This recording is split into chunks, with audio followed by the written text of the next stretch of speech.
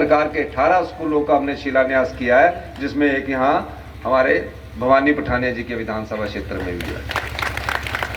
फिर और पैसा बच गया। फिर मैंने अधिकारियों से बात की और कहा नहीं तो 28 तारीख को हमने ये बिल भी पास करना था। फिर हमने सोचा कि जो बेटी 18 साल की उम्र पार कर जाएगी उसके लिए हमने एक गारंटी दी है, और जब बेटी 18 साल की होगी तो 18 साल से लेकर जब तक उसके जीवन में अंतिम सांस बची है, यानी कि 80 साल जीवन है उसका, 90 साल जीवन है, 100 साल जीवन है, हमारी सरकार वो प्रत्येक 18 साल से ऊपर वाली महिला को 1500 रुपया अगले महीने से देना शुरू कर, और साल का कितना, 18,000 रुपया। ये पैसा कहां से आया? ये पैसा आपका है जो भ्रष्टाचार के रास्ते से निकला जा रहा है, की तरफ जा रहे हैं। कभी यहां से छलांग मारते डड्डू की तरह ना, फिर पहुंच गए हरिद्वार, हरिद्वार से फिर हुआ ऋषिकेश। कब तक आप ऐसे लोगों से छिपते रहेंगे? जनता का आपको सामना करना पड़ेगा। और मैं ये भी कह सकता हूं, हमारी सरकार पूरे 5 साल चलेगी, और 5 साल में ये हिमाचल प्रदेश 2027 तक आत्मनिर्भर बनेगा, और 2032 तक हिमाचल वासी कहीं भी जाएगा हिंदुस्तान के कोने में, बड़े गर्व से कहेगा कि हम एक समृद्धशाली और अमीर राज्य से के निवासी है, लोग आपको नमस्कार करें।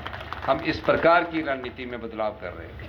हम शिक्षा के क्षेत्र में गुणवत्ता ला रहे हैं, हेल्थ के सेक्टर में गुणवत्ता ला रहे हैं।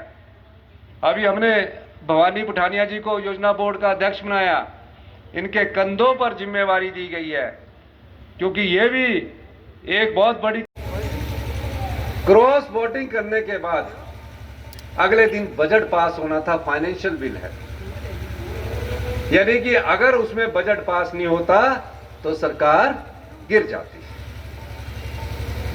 हम अभी चर्चा ही कर रहे थे, मैं बजट का रिप्लाई देने के लिए अधिकारियों से बैठक ही कर रहा था कि टीवी में खबर चली कि मुख्यमंत्री जी ने इस्तीफा दे दिया।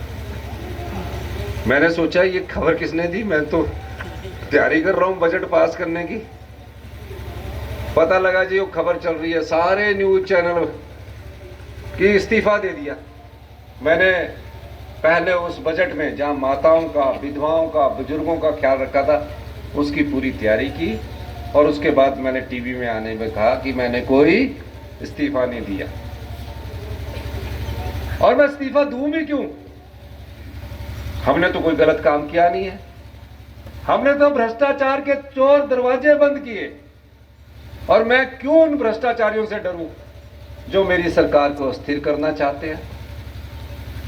इस्तीफा देने के बाद 28 तारीख को बजट प्रस्तुत हुआ, बजट पास हुआ, मेरे दिल में सुकून पहुंचा, क्योंकि उस बजट में आम लोगों से जुड़ी हुई योजनाएं थी, जिसका कि धरातल पर आने में आप परिणाम देखेंगे, आप अपने आप को सुखद महसूस करेंगे।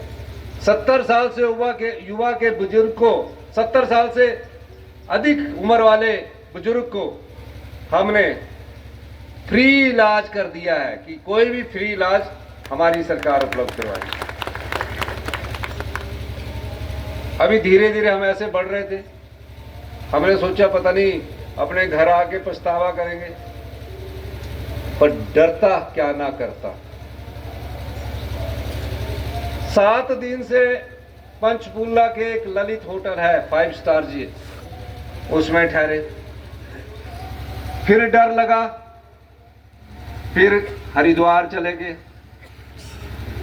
बुजुर्ग बोलते थे ना कि सारे पाप हरिद्वार में धुलते हैं। वो अपने पाप धोने के, गंगा मैया ने बोला भैया ये पाप रहने दो,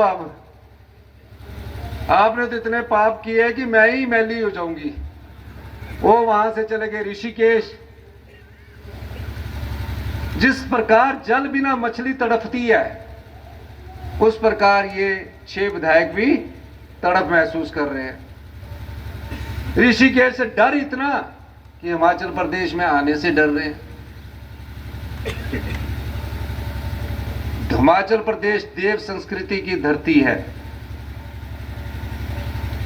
यहां जनता याद रखती है। जिस देव संस्कृति की धरती पर आपने कलंक लगाया है, जनता उन्हें कभी माफ नहीं करेगी। क्या आप लोग माफ करेंगे ऐसे लोगों को जो बिक जाते हैं?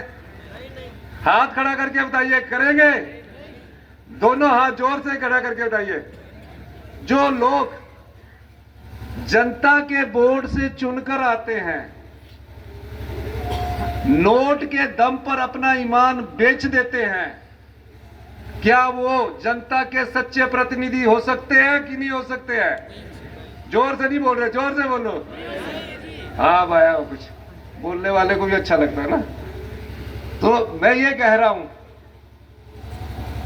फिर उसके बाद मेरी बजट सेशन के बाद फिर बैठक हुई अधिकारियों